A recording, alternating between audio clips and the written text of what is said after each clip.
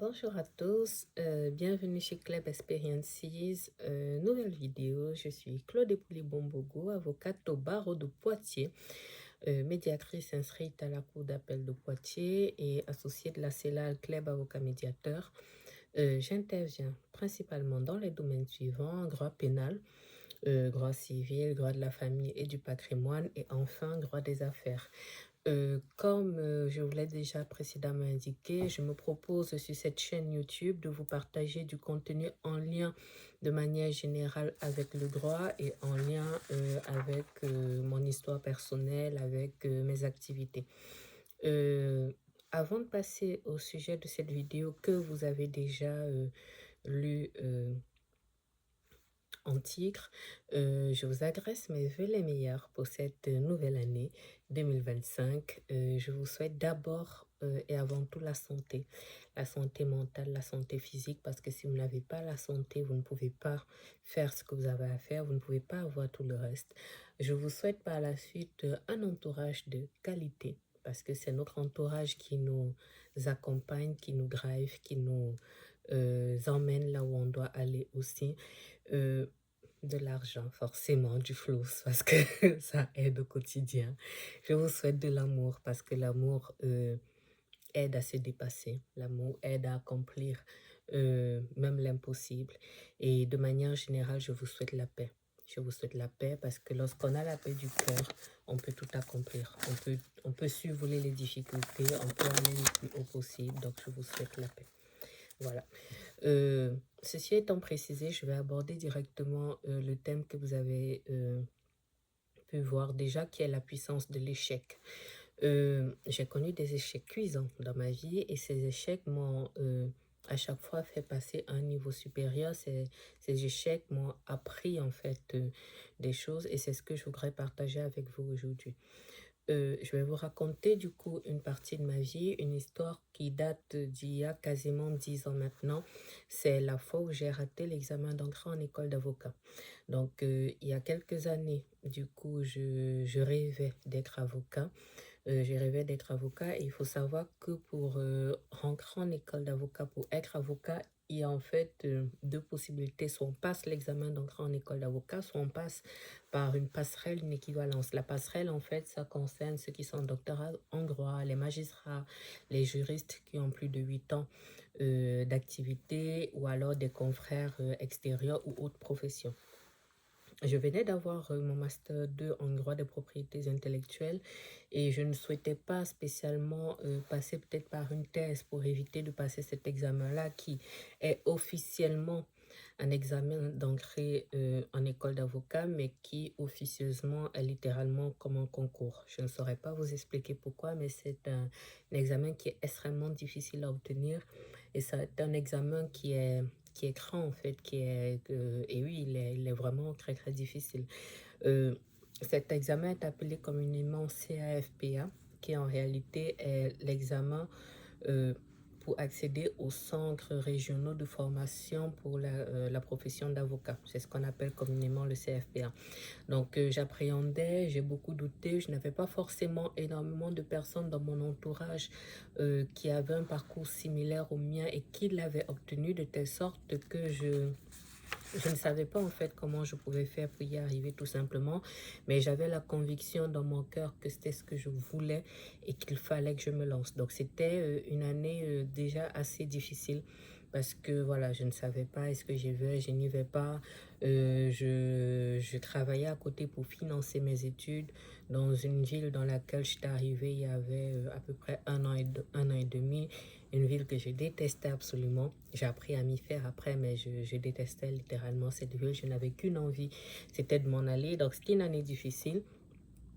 En plus de ça, j'étais en froid avec mes parents, en particulier mon père qui n'avait pas accepté le fait que je choisisse d'être avocat, puisque en ce moment-là, son souhait à lui, c'était que je m'engage dans une thèse de doctorat et que je puisse du coup être professeur. Et ce n'était pas mon souhait. Donc l'année est compliquée, je m'accroche parce que voilà, je doute, mais je m'accroche et j'y arrive et c'est un échec. je ne suis même pas admissible parce qu'il faut savoir en fait que c'est un examen qui se déroule en 2 étapes. Donc il y a d'abord les admissibilités et ensuite il y a les admissions. Dans les admissions, on compose début septembre à peu près, en tout cas avant la mi-septembre. Ça, c'est pour les écrits. On a les résultats d'admissibilité autour de la fin octobre, on va dire à partir du 20. Ensuite, on a les oraux et après, on a les résultats définitifs autour de la mi-novembre. Donc, il y a dans cet échec-là, je ne suis même pas admissible et je sombre. Littéralement, je sombre, je vais extrêmement mal, je vais vraiment très très mal. Et à ce moment-là, j'ai l'impression que mon Dieu m'a abandonné, vraiment. Je ne sais même pas comment je peux faire pour me relever. Bref, c'est très compliqué, c'est très très compliqué. À ce moment-là, je n'étais pas encore naturalisée. Ça veut dire qu'il faut repartir à la préfecture, recommencer les démarches pour le titre de séjour. Vraiment, je sombre. Je sombre. Et à ce moment-là, je dois mon salut, dans un premier temps, à ma meilleure amie de l'époque. Amie, si tu passes par là, je m'en souviens 9 années après. Merci encore parce que c'est grâce à toi que je me suis relevée et je ne l'oublierai jamais. Elle m'a prise chez elle pendant quelques jours. Ça n'a pas été très long, ça a été 3 4 jours. Mais elle m'a prise chez elle. Le fait d'être ensemble, le fait de me rebooster, voilà, le fait de pouvoir extérioriser ma peine, ça m'a donné en fait, ça m'a donné du souffle en fait. Ça m'a donné du souffle pour repartir, rester dans une ville en fait qui était ma ville de cœur à l'époque et voilà, dans laquelle je me sentais vraiment bien. Et elle m'a redonné de la force tout simplement. Et lorsque je suis revenue, il a fallu en fait que je décide de ce que je devais faire par la suite. En tout, cette période-là où j'ai vraiment sombré, où je me suis sentie vraiment très mal et tout, ça a duré à peu près une semaine. Ça a duré une semaine parce que je me suis dit, voilà, qu'est-ce que je fais? Est-ce que j'abandonne? Est-ce que je repars? Et si je repars, comment je le fais? Comment je m'en sors? Est-ce que j'ai vraiment envie d'être avocat? Est-ce que c'est pas mieux de me lancer dans une thèse? Est-ce que c'est pas mieux d'embrasser directement le monde professionnel? Puisqu'en réalité, j'avais déjà 2 masters 1 et j'avais un master 2. Donc, j'avais déjà les compétences pour entrer dans le monde professionnel en tant que juriste et même être juriste cadre. Il fallait en tout cas que je décide. Euh, je prends donc la décision de repartir, de me relancer et je choisis surtout de mettre en place en fait un certain nombre d'actions. Et c'est là-dessus que je veux du coup rentrer un petit peu dans le détail de mon propos. La première des choses, et je vais toujours commencer par là, je pose mes genoux au sol. Je demande pardon à Dieu parce que j'ai eu l'impression vraiment qu'il m'avait abandonné. Alors que la réalité, c'est que lorsqu'on est croyant, on est enfant de Dieu, Dieu ne vous abandonne jamais. Ce n'est pas parce que vous avez un échec, c'est pas parce que le Seigneur vous dit non, c'est pas parce qu'une porte se ferme que ça veut dire que Dieu nous, vous a abandonné. Dieu ne vous abandonne jamais. Une porte se ferme à un moment, il faut essayer de savoir pourquoi. Il faut essayer de se réorganiser. Il faut savoir si Dieu vous a vraiment parlé. À défaut, pourquoi ce n'est pas passé là, qu'est-ce qu'il faut ajuster. Et c'est ce travail-là, en fait, qu'il a fallu que je fasse. Mais il fallait commencer, en fait, par lui demander pardon d'avoir douté, d'avoir pensé, en fait, qu'il m'avait abandonné. Je lui ai demandé la force de me relever parce que c'était vraiment une période extrêmement compliquée pour moi. Et je lui ai littéralement demandé qu'est-ce que je fais. Qu'est-ce que je fais? Comment je me réorganise? Et partant de là, en fait, je mets en place un certain nombre de choses qui vont après me propulser. Donc, je décide en fait de faire silence dans mon esprit et d'analyser la situation de manière froide, de me demander pourquoi j'ai échoué. Donc, cela veut dire que je me pose, j'ai demandé à consulter mes copies, puisque c'était la partie écrite. J'ai consulté les copies pour voir en fait là où ça s'était mal passé, quelles étaient mes notes. Je me suis rapprochée de mes professeurs de l'époque pour qu'on puisse analyser en fait, pour savoir justement quels étaient mes points faibles. J'ai littéralement fait en fait comme un mood board pour identifier les matières dans lesquelles j'excellais, les matières dans lesquelles c'était encore compliqué, qu'est-ce qui posait difficulté, comment analyser. J'ai recherché des forums pour savoir en fait quels sont les retours d'expérience des uns et des autres. J'ai identifié mes forces, oui, j'ai identifié mes faiblesses. Donc j'ai travaillé encore plus sur mes forces en me disant que c'est ce qui va en fait me propulser. limiter la casse sur mes points faibles parce que j'ai compris en fait que ce n'est pas forcément là que j'allais complètement exceller, mais l'objectif était, comme je dis, de limiter la casse pour que les points forts puissent colmater. Donc, je me mets en fait littéralement à organiser ma vie. Et ce qui fait en sorte que entre le moment où j'ai les résultats d'admissibilité qui sont négatifs et le moment où après euh, j'obtiens l'examen d'entrée en école d'avocat, je ne m'arrête plus. Une année durant laquelle je vais travailler en 7 sur 7. Et c'était la première fois de ma vie que je travaillais autant. Euh, Avant, je n'aurais pas cru que je serais capable de le faire, mais c'est là en fait que j'ai appris et j'avais tellement, j'étais habitée en fait d'une sainte colère. J'avais la rage. Et je me disais que cette année, c'est là ou rien. Parce qu'il faut savoir que pour l'examen d'entrée en école d'avocat, on a le droit en fait de tenter cet examen 3 fois. Après, on n'a plus le droit de passer. Et comme je l'ai dit, j'étais dans une situation personnelle vraiment très compliquée. J'étais à bout de souffle. Je n'en pouvais plus, je ne voulais plus. Il fallait que ça s'arrête. Mais c'était mon rêve d'être avocat.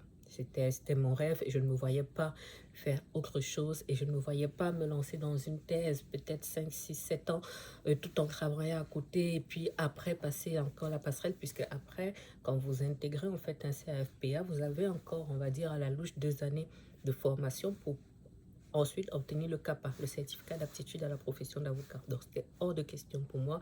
Il fallait littéralement que je rachète le temps. Et je me découvre en fait puisque j'enchaîne pendant une année et après je ne m'arrête en fait que au moment où j'ai mon examen d'entrée en école d'avocat. Et pour vous dire, j'étais tellement préparée que petite anecdote, donc j'ai été un an après admissible, je passe les oraux.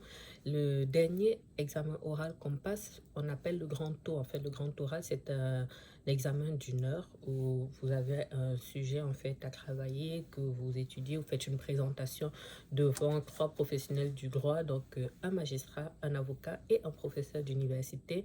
Et je m'en souviendrai toute ma vie lorsque je suis sortie de mon grand tour. Je suis rentrée à la maison, j'ai appelé ma maman. Et je lui ai dit, maman, je vais être avocat. C'est bon, c'est sûr. Et elle m'a dit, voilà, elle pensait que j'avais déjà eu les examens et que je ne voulais pas le dire parce que c'était encore un petit peu compliqué avec mon père, même si ça commençait à aller mieux. Et je lui ai dit, non, je n'ai pas encore les examens, mais je sais ce que j'ai fait. Je sais ce que j'ai fait. Je sais en fait comment je me suis donné ces dernières semaines. Il ne peut pas en être autrement. Et pour la petite histoire, j'avais eu un sujet au grand tour sur l'histoire de la crèche de Babylou qui avait donné lieu du coup à une décision de la CEDH. C'était la question du voile en fait dans les milieux publics, voilà. Donc c'était l'histoire de la crèche de Babylou. Donc je m'en souviens, j'avais tellement bossé dessus que lorsque j'ai eu mon sujet, je n'ai quasiment pas eu besoin de consulter les cours de quoi, j'ai juste tout rédigé. Et lorsque je suis allée en fait au grand taux, voilà, j'ai juste excellé. Et, voilà. Et donc le lendemain, le 13 novembre 2015, je m'étais organisée pour me libérer au niveau du travail que j'avais et je suis allée, j'ai entendu mon nom et je suis rentrée, voilà, j'ai annoncé aux uns et aux autres, mais ce n'est pas un événement que j'avais fêté, même si je l'avais rêvé, mais je n'ai pas fêté. D'abord, j'étais extrêmement fatiguée, il fallait que je me repose. J'avais un emploi à côté qui était un emploi alimentaire, mais qui me prenait assez de temps, j'étais fatiguée. Bref, il fallait que je me repose, mais j'avais cette paix-là, voilà, parce que j'avais brisé ce qui pour moi était mon plafond de verre. À ce moment-là, j'avais brisé mon plafond de verre. Je savais que je serais avocat, même s'il s'est passé d'autres choses après et tout. Et voilà. Qu'est-ce que l'échec m'a apporté? Cet échec fut extrêmement douloureux. Cet échec fut un échec vraiment cuisant, vraiment, vraiment cuisant parce que c'était une humiliation. On suivait les cours avec d'autres camarades. Certains avaient un petit peu abandonné en cours parce qu'on était inscrit à ce qu'on appelle l'IEJ, l'Institut d'études judiciaires, et certains abandonnaient en cours d'année parce que c'était compliqué. Moi, je m'accrochais. Donc, j'étais persuadée que je l'aurais, que j'avais fait ce qu'il fallait faire, mais ce n'était pas encore assez à ce moment. L'échec m'a rapproché de Dieu. L'échec m'a rapproché de Dieu parce que, comme je disais tout à l'heure, j'ai cru que le Seigneur m'avait abandonné. J'ai cru en fait que parce que c'était difficile, parce que j'étais dans la tempête, ça veut dire que j'étais seule. Non, le croyant, l'enfant de Dieu n'est jamais seul. Peu importe ce que vous traversez, si vous êtes enfant de Dieu, sachez que Dieu est dans la barque. Sachez que Dieu est dans la barque et que si vous lui faites confiance, il vous emmène quelque part. Il faut s'accrocher à lui. Oui, c'est difficile, mais il faut s'accrocher à lui. Et il faut, lorsque les vents soufflent, c'est justement l'occasion de poser les genoux au sol, d'être ancré vraiment dans le sol et s'accrocher à Dieu, tout simplement. Je dis souvent, chez nous, on dit souvent ton pied, mon pied. Donc, je m'accroche à toi, je ne te lâche pas. Je vais pleurer, je vais crier, mais je vais m'accrocher à toi. L'échec a réveillé la guerrière en moi. Comme je vous ai dit, lorsque j'ai été à terre pendant une semaine, 10 jours maximum, quand je me suis réveillée de là, lorsque je me suis relevée, je me suis arrêtée le 13 novembre 2015 lorsque j'ai entendu mon nom. C'est ce qu'on appelle en fait chez nous les Camerounais le Hemley. C'est-à-dire que le mental est tellement développé. On réveille tellement j'ai envie de dire la bête en soi, la lionne en soi, qu'on ne s'arrête que lorsque c'est terminé, aussi douloureux que ce soit. Et l'échec m'a appris ça. J'ai eu tellement mal. J'ai eu tellement mal. J'ai été tellement bas que lorsque je me suis relevée, je me suis dit non, plus jamais. Je suis tombée une fois, mais c'est- je ne peux plus ressentir ce que j'avais ressenti à ce moment-là. L'échec m'a appris à travailler plus parce que à ce moment-là, je travaillais déjà, ce qui à l'époque me semblait être beaucoup. Je travaillais déjà pas mal, mais je n'avais pas réalisé que je pouvais travailler plus, je pouvais m'étirer. Et ça aura été formateur pour ma carrière après, puisque au moment où euh, je passe justement le grand oral là, je travaillais dans un centre d'appel d'un emploi alimentaire. Euh, je travaillais dans un centre d'appel 30 heures par semaine, en plus de la préparation des examens, ce qui est déjà quand même assez lourd. Et pour moi, c'était beaucoup, puisque un temps complet, il faut savoir que de manière basique, pour un salarié, un temps complet, c'est 35 heures par semaine. Et il a fallu cet échec-là pour que je commence à m'étirer, à travailler plus de 35 heures par semaine. Et c'est ce qui, en fait, m'aura aidé par la suite parce que quasiment 10 ans après, je travaille beaucoup, beaucoup plus. Il m'arrive de faire des semaines à 70 heures, 80 heures. Mais si à ce moment-là, je ne m'étais pas étirée, je n'avais pas en fait euh, compris dans mon esprit qu'il est possible de travailler beaucoup plus, je n'y serais pas arrivée. Et c'est cet échec-là qui m'apprend ça. L'échec m'a appris à encaisser la douleur, à encaisser l'humiliation parce que quand parfois vous osez euh, dans un projet de manière publique, vous osez rêver grand et que vous avez un échec, vous loupez en fait la cible, il y a forcément en fait le regard des uns et des autres et c'est plus vous tentez haut, plus la chute en fait est douloureuse et oui, ça fait mal, oui, on a de la honte, oui, si on n'est pas encore suffisamment fort, on peut se dire qu'est-ce que les gens vont penser de moi. Et l'échec, en fait, vous apprend ça à vous dire que, bon, comme je disais la dernière fois, ce qui est le plus important, c'est ce que mon Dieu pense de moi, c'est ce que je pense de moi, c'est ce que mon entourage proche pense de moi. Et la réalité, c'est que toute personne qui accomplit plus que ce que vous avez accompli ne peut pas se moquer de vous parce que les personnes aujourd'hui qui ont accompli plus savent en fait ce que c'est. Aujourd'hui, moi, je ne peux pas me moquer de quelqu'un qui accomplit moins parce que je sais en fait ce que c'est que de tenter et après, si ça se passe mal, ça se passe mal, mais au moins, on a essayé. Donc, cet échec, en fait, m'a appris à me libérer en fait de cela. L'échec m'a appris à identifier les personnes qui m'aiment vraiment, les personnes qui sont avec moi. Parce que la réalité, c'est que malheureusement, lorsque vous accomplissez de grandes choses, lorsque vous avez un statut, euh, vous avez des personnes qui vont graviter autour de vous, des personnes qui vont vous aimer. Les personnes aiment votre statut. Aujourd'hui, j'ai accompli certaines choses dans ma vie. Aujourd'hui, j'ai un statut. Aujourd'hui, euh, on va dire, je fais partie d'une certaine élite. Mais la réalité, c'est que lorsque les moments sombres arrivent, euh, tout le monde n'est pas avec vous. À cette période-là, il y avait même des membres de ma famille qui se moquaient un peu de moi parce que les personnes ne comprenaient pas. Les gens se disaient, mais qu'est-ce qu'elle fait exactement? Ça fait X années qu'elle dit qu'elle fait des études, elle fait des études, elle n'y arrive pas, on n'en voit pas le bout. Voilà, où est-ce qu'elle en est?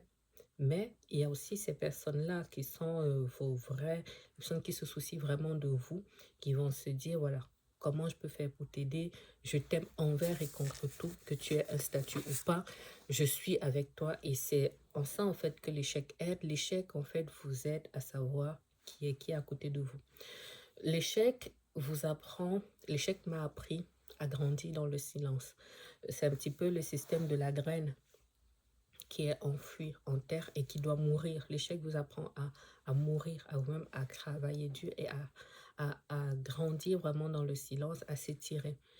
Euh, j'ai appris à travailler seule dans la nuit jusqu'à pas d'heure. J'ai appris à travailler les week-ends. Quand vous êtes en fait dans ce processus-là de construction, les gens ne vous voient pas. Les gens vous voient lorsque l'échec est là, lorsque il y a cette réussite, lorsque la réussite, pardon, est là, lorsqu'il y a cette réussite qui est éclatante. Mais en réalité, cette réussite se bâtit dans le silence. Cette réussite se bâtit dans la douleur. Et c'est ça, en fait, que l'échec m'a appris. C'est qu'on ne va pas juste voir lorsque la réussite est déjà là. On voit, en fait, les personnes qui sont familières vont voir, en fait, tout ce qu'il y a eu en bas, tout ce qu'il y a eu, toute construction, en fait, qu'il y a eu. Euh, l'échec m'a permis de confirmer, en fait, mon choix de vie parce que je rêvais d'être avocat, pas pour le prestige, parce que j'aime résoudre le problème de droit, j'aime apporter mon aide aux uns aux autres, euh, mais lorsque on subit un échec, la violence, en fait, est telle qu'on se demande, bon, est-ce que c'est vraiment ça que je veux faire? Est-ce que c'est pas mieux d'aller vers quelque chose qui est moins difficile? Est-ce que c'est pas mieux de céder peut-être aux demandes des parents? Est-ce que c'est pas mieux de ci, de ça? Mais c'est là, en fait, que son choix de vie est confirmé. Donc, c'est pas plus mal lorsqu'il y a des échecs parce que ça vous permet de savoir ce que vous voulez vraiment et ça vous permet, en fait, de vous réorienter. Et enfin, euh, l'échec m'aura appris à avoir confiance en moi parce que la première année, je doutais euh, énormément. Je me demandais si j'étais capable, si j'étais légitime. Et sur la deuxième année, j'ai appris à travailler sur moi. J'ai appris à me dire, mais ceux qui obtiennent l'examen d'entrée en école d'avocat, ils sont pas des surhumains. Et ce sont des personnes qui ont du sang comme toi, ce sont des personnes qui ont bossé, même si peut-être certains ont peut-être des situations familiales plus confortables, des situations financières plus confortables, ce sont des humains. Et j'aimais beaucoup, en fait, dans les derniers mois avant l'examen, avant l'obtention de l'examen d'entrée en école d'avocat, j'aimais beaucoup réfléchir sur la base d'un syllogisme qu'on apprend en terminale en philosophie, c'est-à-dire que toutes les personnes qui ont le CFPA sont des humains. Je suis un humain, donc je peux obtenir le CFPA. Et ça me faisait en fait un mantra que je répétais encore et encore, et je me disais, tu peux le faire. Et c'est ça qui fait en sorte qu'aujourd'hui, lorsque 10 ans après quasiment, lorsque je traverse des moments difficiles et que je peux être en train de douter, j'essaye de me souvenir que mais à cette période-là, j'avais beaucoup moins de ressources, j'avais beaucoup moins d'accomplissements. C'était le vrai premier Goliath en fait de ma vie et je l'ai fait. Donc aujourd'hui, quand j'ai confiance en moi, ce n'est pas parce que je me dis que les choses ne seront pas difficiles. Ce n'est pas parce que je me dis que les choses vont tomber du ciel ou quoi. Non, c'est parce que je me souviens que je l'avais fait dans des conditions encore plus difficiles. Et aujourd'hui, j'ai confiance en moi. Je sais que je peux le faire. Et ça, c'est cet échec qui me l'a appris. Donc voilà ce que je voulais vous partager aujourd'hui. Je me souviens de cette période de ma vie aujourd'hui avec gratitude. Je rends grâce à Dieu parce que j'ai survécu à cette tempête-là. Il y en a eu d'autres, comme je le dis, mais c'est important parfois de pouvoir s'opposer et de pouvoir se souvenir de ces moments-là et cela vous aide à repartir. Donc, j'espère que cette vidéo pourra aider quelqu'un. C'est une vidéo qui est un petit peu longue, mais je pense que c'était important de rentrer dans le détail de certains points pour pouvoir expliquer. Donc, j'espère que ça pourra aider quelqu'un qui a un profil similaire au mien pour dire en fait qu'il ne faut pas lâcher. Il ne faut juste pas lâcher, il faut s'accrocher, il faut apprendre de ses erreurs, il faut se réorganiser, faut faire les choses différemment. Donc voilà, sur ces bonnes paroles, j'espère vous lire dans les commentaires, comme je le dis toujours, toujours dans le respect. Sinon, en bloc. Voilà. Je vous souhaite une bonne fin de journée ou de soirée en fonction du moment où vous écouterez cette vidéo et je vous dis à bientôt sur Club Experiences. Au revoir.